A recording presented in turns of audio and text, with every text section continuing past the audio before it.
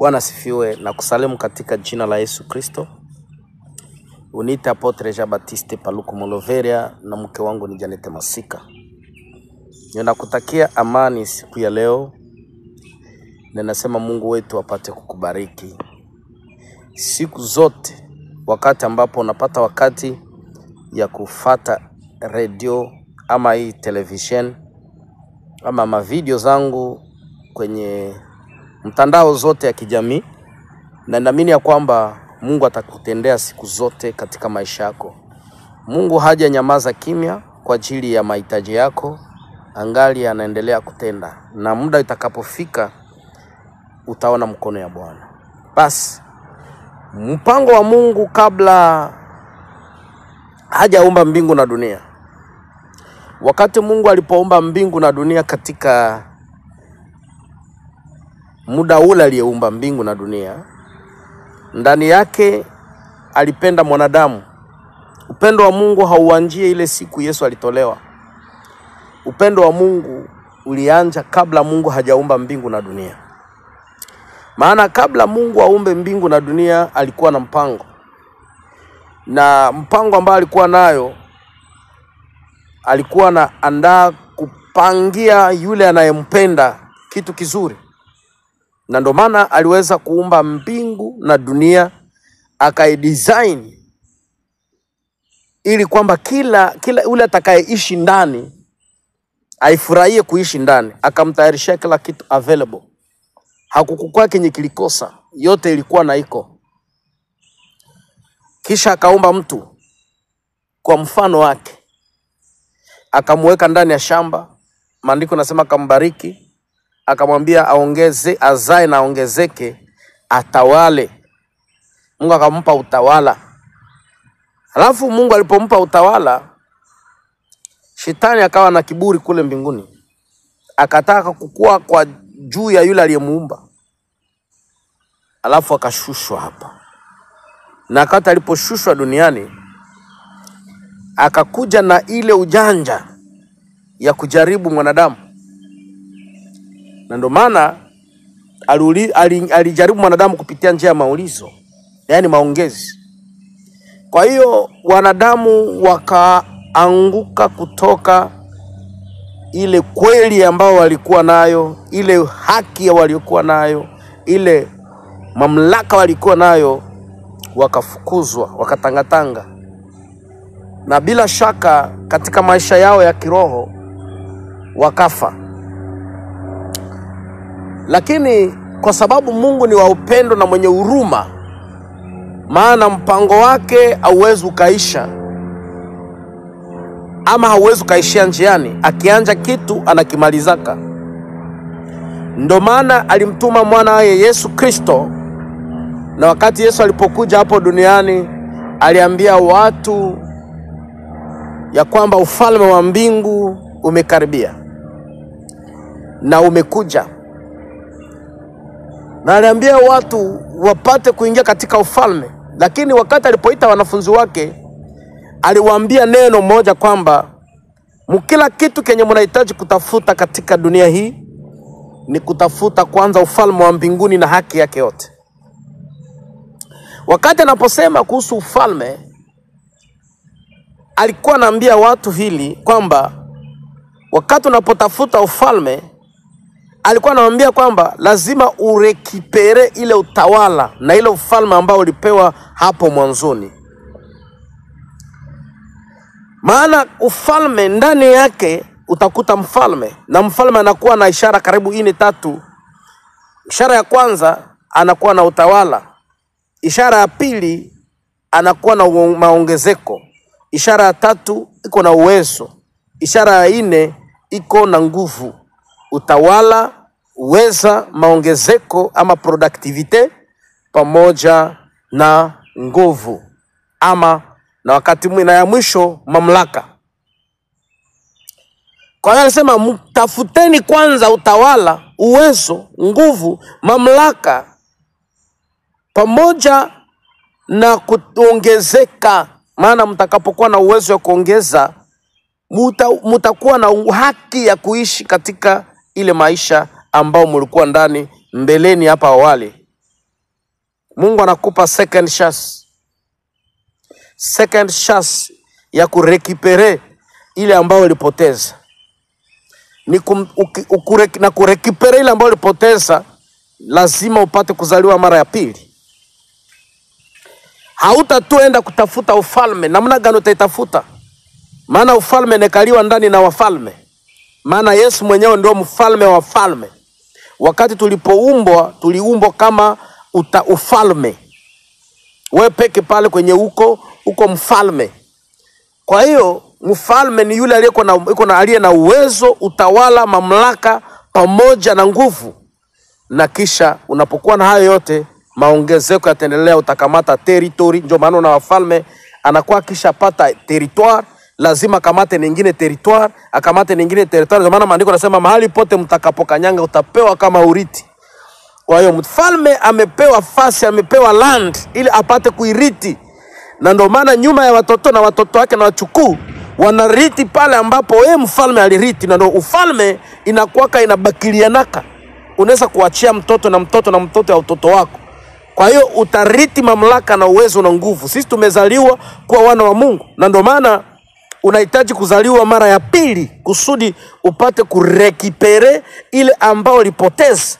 Sasa mimi nakuja kuambia leo ni siku ya marejesho, ya kurejeshewa kile ulichopotea. Na kuletea habari za marejesho ili kwamba urejeshewe kile ulichopoteza. Kitu gani ulipoteza? Ulipoteza uweza, mamlaka, upako, nguvu, utawala, ushindi, nguvu. Acha Mungu akubariki. Na kusudi upate kuweza kuipokea, lazima upokee Roho Mtakatifu, upokee Yesu. Lazima upokee Yesu kuwa Bwana Mwokozi. Kitabu cha Yohane sura ya 3 mstari wake wa 3 kushuka kuendelea, maandiko yanazungumza kuhusu kwamba hauwezi kaona ufalme wa mbingu kama hautazaliwa mara ya pili.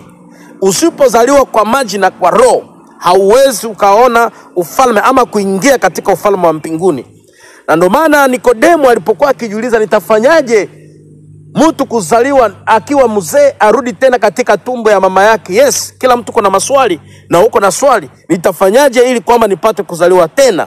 Utafanyaje ili upate kuzaliwa tena? Maandiko nasema, Yesu alikuwa anasema ni kama vile upepeo inatoka huko. Unasikia uvumi ya mahali inapotokea, unasikia uvumi wa upepeo lakini haujui mahali inapotokea, mahali inapokwenda. Unayosikia tu ni upepeo. Angalia gisi upepeo iko nazungusha miti. Ni hivyo unasikia gisi upepeo inavuma lakini haujui mahali ponatoka na mahali inapokwenda. Hapo anaonyesha kwamba lazima kuzaliwa kwa njia ya imani. Lazima kuzaliwa kwa njia ya imani. Ndio maana kitabu cha Yohane sura ya 1 mstari wa 12 nasema, wote waliompokea aliwapa uwezo ya kuwa wana wa Mungu, ndio wale walioamini jina lake. Ndio wale walioamini jina lake. Wote waliompokea aliwapa uwezo ya kuwa wana wa Mungu, ndio wale walioamini jina la Bwana. Wote waliompokea aliwapa uwezo ya kuwa wana wa Mungu, ndio wale walioamini jina lake. Je, ulishaka kuliamini jina la Bwana? Na je, unataka kuamini jina la Bwana? Maandiko matakatifu inatuambia ya kwamba waliozaliwa si kwa mapenzi ya mwili na damu, bali waliozaliwa na Mungu. Si kwa mapenzi ya mwili na damu, wala kwa kutaka kwa mtu, lakini wale waliozaliwa na Mungu. Je, unataka kuzaliwa mara ya pili? Kuzaliwa mara ya pili ni kumpokea Yesu Kristo. Na utampokea namna gani? Maandiko yanasema na kitabu cha Waroma sura yake ya 10 mstari wake wa 10 mstari wa 8, maandiko yanasema mstari wa 8 nasema ya kwamba tuseme nini tena? Neno leo karibu katika kinywa chako, karibu nawe na ndani ya kinywa chako, pia ndani ya moyo wako. Lile neno la imani ambalo tunalihubiri. Maana kwa kinywa mtu hukiri ya kwamba Yesu Kristo ni Bwana, na kwa moyo huamini ya kwamba Mungu alimfufua toka wafu ili upate kuhesabiwa haki. Kwa maana kwa kinywa mtu hukiri kwa kupata wokovu, na kwa moyo kuamini ili upate kuweza kuhesabiwa haki. Kwa hiyo Biblia inatuambia kwamba tutafute kwanza ufalme wa mbingu na haki yake. Ona katika kitabu cha Waroma sura ya 10 mstari wake wa 10 na mstari wa 10 mstari wa 9 inatuambia kama ukikiri kwa kinywa chako utapata wokovu na kama utaamini katika moyo wako utapata kuhesabiwa haki. Kwa hiyo haki ya Mungu inapatikana ndani ya kuweza kuamini. Moyo wako unapaswa kutumika pamoja na kinywa chako. Kuamini inakuwa kuneno imani. Maandiko yanasema kitabu cha Yohane sura ya 10 Waroma sura ya 10 mstari wa 17, Biblia inasema imani inakuja kwa kusikia. Na kusikia maneno ya Mungu. Basi imani ni nini? Maandiko yanasema ndani ya kitabu cha Waebrania sura yake ya 11 mstari wa 1, nasema imani ni kuwa na hakika ya mambo ambayo unatumainia. Tumaini lako ni gani isipokuwa unatumainia kubadilishwa, unatumainia kuzaliwa, unatumainia Yesu, unatumainia Mwokozi. Imani ni kuwa na hakika ya mambo ambayo unatumainia. Pia kusadiki sana mambo ambayo hayaonekani. Wokovu unaifikia ndani mwako kwamba kumebadilika, kwamba umepona, kwamba umefunguliwa, kwamba umeokolewa. Na kitabu cha Matendo ya Mitume sura ya 28 mstari wa 1 kushuka pale, maandiko yanasema balipo okolewa, walipokuwa wamesha kuvuka, wakatambua kwamba kile kisima ama ile eneo ile inaitwa Melita. Tulipokwisha kuokoka tukaelewa kwamba pale kwenye tulifikiwa, ile ziwa tulifikia ndani ndio inaitwa Melita. Wakati uko katika trouble hautajua position yako ndani. Wakati unapookolewa, unapotoka ndani ya wokovu, nikisema haujui ni kusadiki kile usichokiona. Kuamini kwamba Mungu yupo. Mstari wa 6 kitabu cha Waebrania inasema pasipo imani haiwezekani kwa mtu kumpendeza Mungu. Maana kila anayekuja kwa Bwana lazima apate kuamini ya kwamba yupo na anawapa zawabu wale wanamtafuta. Anawapatia zawabu wale wamtafutao. Je, unataka kuweza kumpokea Yesu Kristo kwa Bwana na Mwokozi katika maisha yako siku ya leo? Maana leo muda ambao uko naye sai njoo yako, ya kesho hujui, ya leo ndio unajua uko wapi, unatoka wapi, unaenda wapi, unajua uko wapi, unatoka wapi, lakini mahali unapokwenda hupajui. Saa zingine haujui hata kwenye ulipotoka na hujui mahali ulipo. Haujui maisha yako, haujui nini ambayo itakayokuja baadaye. Maana yanayobakia ni ya kesho, ni ya Mungu. Ama saa moja mbele yako hujui nini itatokea. Kwa hiyo ndugu mpendwa, leo sai muda huu ni muda wako. Kwa hiyo maandiko nasema wote waliompokea ndio wale waliomwamini Yesu. Lazima mpokee Yesu. Anampokeaka Yesu kwa njia ya imani. Kwa hiyo wakati Kristo ni mwana wa Mungu aliyetolewa kwa njia ya upendo. Ndio maana nikuambia mwanzoni kwamba upendo wa Mungu haukuanza ile siku Kristo alipotolewa, lakini upendo wa Mungu ulianza kabla Mungu hajaumba. Kwa hiyo kwa sababu upendo wa Mungu hauna mwisho, ni upendo ambao unadumu. Wakati mwanadamu alipopotea, Mungu alikamata kitu cha maana. Alikamata mwana wake, hakumhesabu kuwa kitu, kwa ajili yetu, ili kwamba sisi, maana sisi tunahesabiwa, akamtolea. Kutoa ni kusema ondoa. Wakati alipotoa, akaondoa mwana wake katika household, ndani ya familia yake, akamtosha. Kutoa ilikuwa njia ya kuteketeza. Yaani akasema kwake katika ukweli halisi ni kwamba Kristo alikuwa ameondoka mfamili yake binafsi, akatolewa kwetu. Na alitolewa ili aje afe. Maandiko nasema wakati tulipokuwa wenye dhambi, Kristo akakufa kwa ajili yetu. Mtu mwanakufa si anapotea, anakosekana. Amekufa kwa ajili yetu, amekosekana na ametolewa. Kwa hiyo sasa aliyetolewa katika familia haisabiwi. Sasa sisi tumehesabiwa haki ya kuitwa wana wa Mungu katika nyumba ya Mungu. Bwana asifiwe. Kwa hiyo aliyetolewa, ameondolewa, ametoshwa katika familia, ili kwamba sisi tukamate nafasi yake. Ndio maana Paulo alijua kwamba sio mimi naishi, bali Kristo anaishi ndani mwangu. Wakati Mungu anapokuona, anaona Kristo ndani mwetu, anaona mwana wake, akatufanya kuwa wa heshima katika nyumba yake. Ndugu mpendwa, katika muda huu nataka unisikilize kwa makini. Hii muda ndio nafasi ambao Mungu anapenda kuokoa maisha yako. Je, umeelewa neno ambalo Bwana amesema? Maandiko nasema kitabu cha Yohana sura 3:16 nasema kwamba kwa maana Mungu alivyopenda ulimwengu akatoa mwana wake wa pekee, kila mtu akimwamini asipotee bali apate uzima wa milele. Hakutuma mwana wake ulimwenguni ili apate kuhukumu ulimwengu, bali ulimwengu uokolewe naye. Na awape uzima, na uzima awape uzima tele. Uzima ulio nao ni wa muda mchache. Wokovu ulio nao ni wokovu wa muda mchache. Ndio maana Paulo anasema na uzima nilio nao sio wangu, lakini ni uzima wa mwana wa Mungu kupitia njia ya imani. Na wewe unataka kupata uzima. Maana uzima ambao uko nao ni uzima wa muda mchache. Ni muda mfupi. Ukifa unapotea. Lakini kama uko ndani ya Yesu, hata kama ukifa utaishi tena. Basi Mungu abariki neno lake.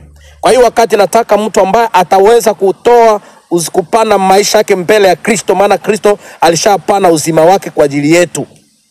Kwa hiyo ndugu mpendwa, Yesu kama alivyotolewa, alitolewa kwa ajili yako. Wewe ambao unanifuata na kunisikiliza kwa hii wakati, je, unataka kumpokea Yesu Kristo kuwa Bwana na Mwokozi katika maisha yako leo? Sahi, kwa hii wakati, roho ambaye itasema ndio, maana Bwana Yesu anakuja kuchukua walio wake. Kama unasema ndio, basi acha tuombe pamoja. Utasema hivi: Bwana Yesu, nimepokea neno lako na leo nimeamini na kufungua moyo wangu. Kuja uingie, ninakupokea kuwa Bwana na Mwokozi wa maisha yangu. Ondoa jina langu katika kitabu cha mauti, andika jina langu katika kitabu cha uzima. Kwa jina la Yesu Kristo. Amen. Na kwa sasa nimeokolewa na nimekuwa kiumbe kipya, nitakufuata mpaka mwisho wa maisha yangu. Kwa jina la Yesu Kristo. Amen. Acha tuombe. Baba, katika jina la Yesu, ninamwombea huyu baba, namwombea huyu mama, namwombea huyu kaka, namwombea huyu dada, namwombea huyu kijana, apokee nguvu za uzima kwa jina la Yesu Kristo. Naomba na kushukuru. Amen. Uniita Apotre Jean Baptiste Paluku Moloveria na mke wangu ni Janete Masika. Basi Mungu akubariki. Amen.